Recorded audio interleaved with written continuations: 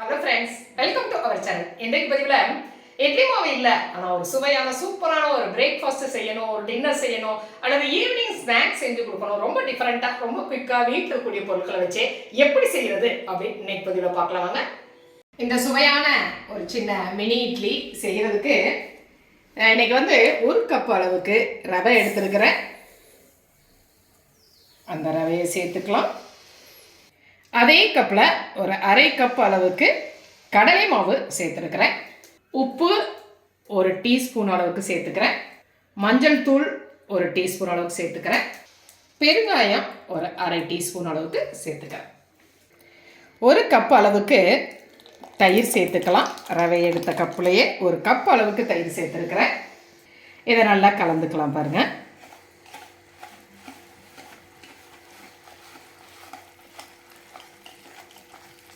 கொஞ்சமாக ஒரு அரை கப் அளவுக்கு தண்ணி சேர்த்துக்கிறேன்.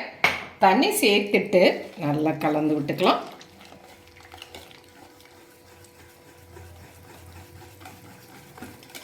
நல்ல ஒரு 2 மினிட்ஸ் பக்கமாக நல்லா கொஞ்சம் அடித்து இந்த மாவை நல்லா கலந்துக்கலாம் பாருங்கள். மாவு இந்த அளவுக்கு இருக்குது. இப்போ இதை ஒரு 5 மினிட்ஸ் நம்ம மூடி போட்டு ஊற வைக்க போகிறோம். ரவை நல்லா ஊறி வரட்டும். அதுக்கப்புறம் தேவைன்னா நம்ம கொஞ்சம் தண்ணி சேர்த்து நல்லா கலந்துக்கலாம்.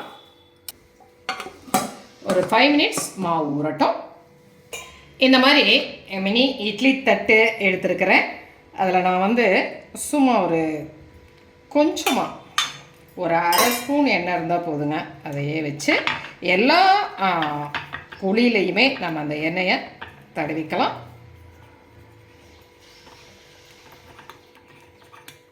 குழியிலையுமே நான் அப்ளை பண்ணிட்டேன் இல்லையா, ஒரு அரை டீஸ்பூன் எண்ணெயிலே அதை நம்ம பண்ணிடலாம்.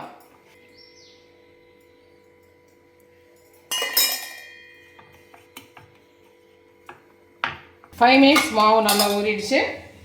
அதை கலந்துக்கலாம். இந்த ஸ்டேஜில் ஒரு அரை டீஸ்பூன் அளவுக்கு சோடா, பேக்கிங் சோடா நான் சேர்த்துக்கிறேன்.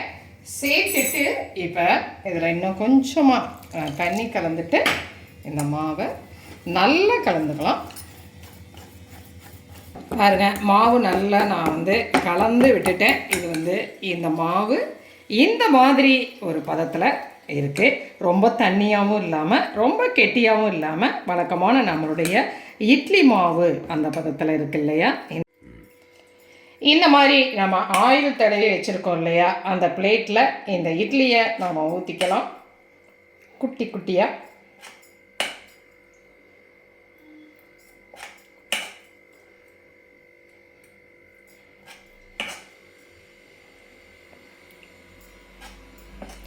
அழகாக எடுக்க வரணும் அப்படிங்கிறதுக்காக தாங்க இந்த ஆயில் நாம் கொஞ்சமாக லைட்டாக அப்ளை பண்ணுறோம்.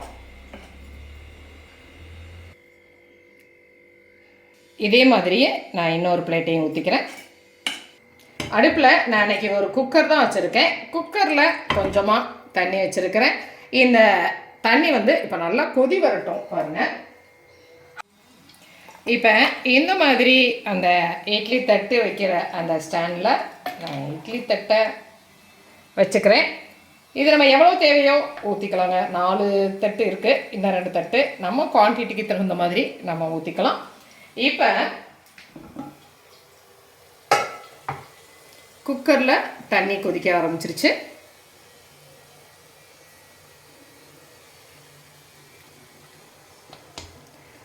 அந்த பிளேட்டை வச்சிடுறேன். வச்சுட்டு இதை மூடிடலாம். இதை நான் வெயிட்லாம் போடலை, ஒரு 5 நிமிஷம் வேகட்டும் பாருங்கள். இட்லி தட்டு இல்லை அப்படின்னு சொன்னால் இந்த மாதிரி ஒரு பேன் அடுப்பில் வச்சுக்கலாங்க.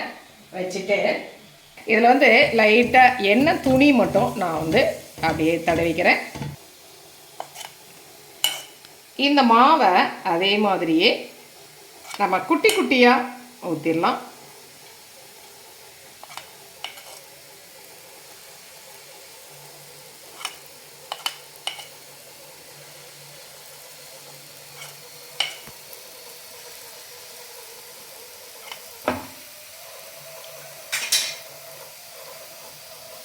மூடி போட்டு மூடி வச்சிடலாம். ஒரு நிமிஷம் வேகட்டும்.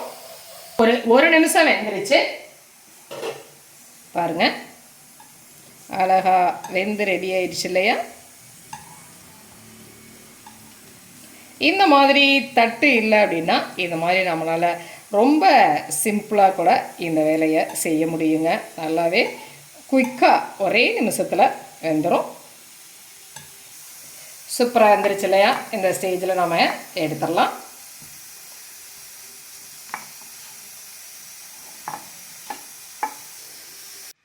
ஃபைவ் மினிட்ஸ் ஆகிடுச்சு.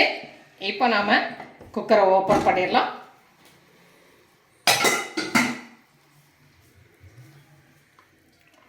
பிளேட்டையும் எடுத்துடலாம். இப்போ நாம் இந்த இட்லியை அழகாக எடுத்துடலாம் பாருங்கள்.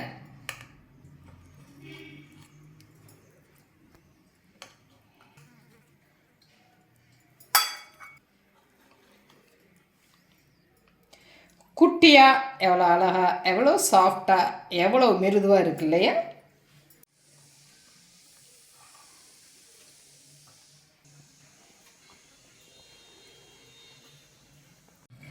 பார்த்திங்களா?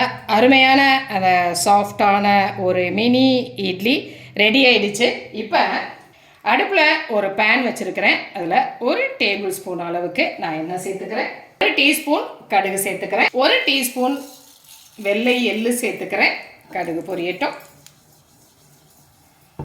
இதில் நாம் எடுத்து வச்சுருக்கிற அந்த இட்லி எல்லாமே சேர்த்துக்கலாம். எதையுமே நான் சேர்த்துக்கிறேன். 1 டீஸ்பூன் அளவுக்கு சில்லி ஃப்ளேக்ஸ் சேர்த்துக்கிறேன்.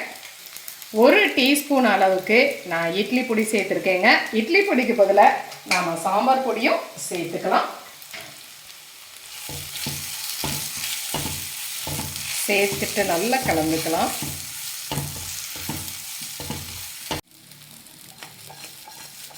எல்லாமே நல்லா ஒன்று சேர்ந்து ரெடி ஆகிடுச்சு இல்லையா? ஃபைனலாக கொஞ்சமாக நான் மல்லி இலை கட் பண்ணது சேர்த்துக்கிறேன் ஒரு வாசத்துக்காக. இப்போ அவ்வளோதாங்க. அடுப்பை ஆஃப் பண்ணிடலாம்.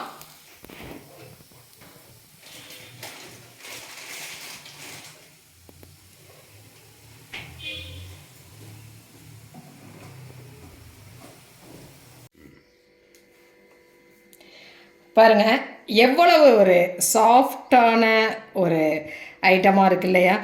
இதை நீங்கள் மார்னிங் பிரேக்ஃபாஸ்ட்டுக்கும் சாப்பிட்லாம், நைட்டு டின்னருக்கும் சாப்பிட்லாம், ஈவினிங் ஸ்நாக்ஸாகவும் செஞ்சு கொடுக்கலாம். குழந்தைங்க ரொம்ப விரும்பி சாப்பிடுவாங்க. மாவு இல்லாத சமயத்தில் இந்த மாதிரி செய்யும் பொழுது ஒரு நல்லவே சாஃப்டாகவும் ஒரு நல்ல டேஸ்டாகவும் இருக்குங்க. செஞ்சு பார்த்துட்டு உங்களுடைய கமெண்ட்டை சொல்லுங்கள். எந்த பதிவு உங்களுக்கு பிடிச்சிருந்துச்சுன்னா சப்ஸ்கிரைப் பண்ண மறக்காதீங்க. லைக் பண்ணுங்க, கமெண்ட் பண்ணுங்க, ஷேர் பண்ணுங்க. மற்றும் ஒரு பதிவில் உங்களை மறுபடியும் சந்திக்கின்றேன். நன்றி.